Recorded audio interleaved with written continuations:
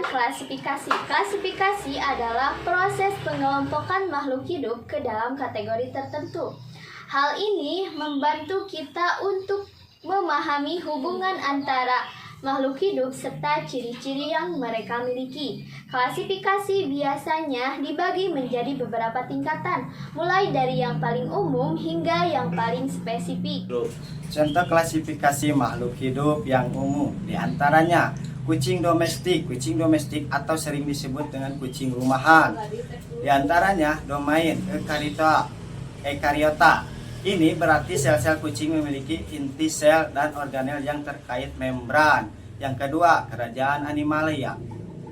Kucing adalah hewan yang dicarikan sebagai organisme multiseluler heterotrof atau memperoleh nutrisi dengan mengonsumsi organisme lain. Yang ketiga, filum atau chordata. Sebagai anggota chordata, kucing memiliki notochorda atau struktur penunjang tubuh. Yang keempat, kelas atau mamalia.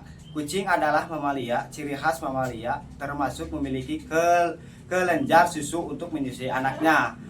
Yang kelima, ordo atau karnivora. Ini menunjukkan bahwa kucing adalah karnivora, yang berarti diet utamanya terdiri dari daging. Yang keenam, famili Felidae. Famili Felidae adalah famili kucing yang mencakup semua jenis kucing, baik kucing besar maupun kucing kecil.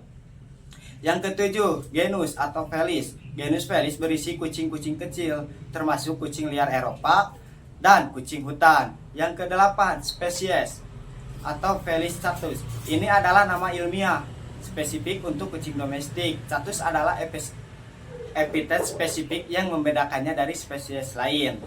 Selanjutnya, pohon mangga atau Mangifera indica. Pohon mangga adalah pohon buah tropis yang sangat populer dan dikenal karena buahnya yang manis dan lezat.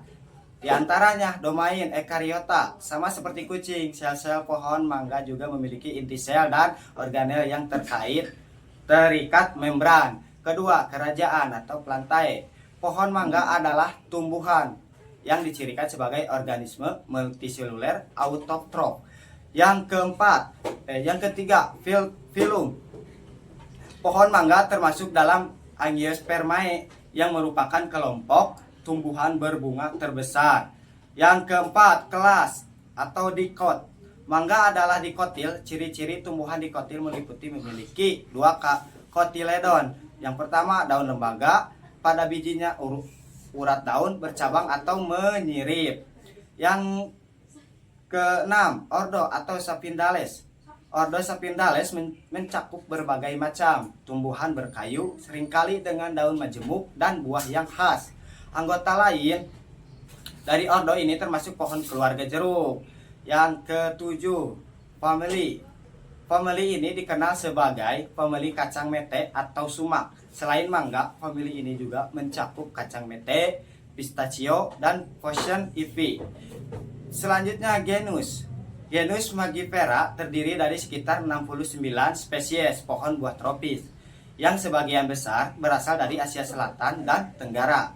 Selanjutnya, spesies Mangifera indica. Ini adalah nama ilmiah spesifik untuk mangga umum atau mangga India, yang merupakan spesies mangga yang paling banyak ditanam di seluruh dunia dan dikenal karena buahnya yang populer. Klasifikasi makhluk hidup biasanya dibagi menjadi beberapa tingkatan, yaitu yang pertama ada domain.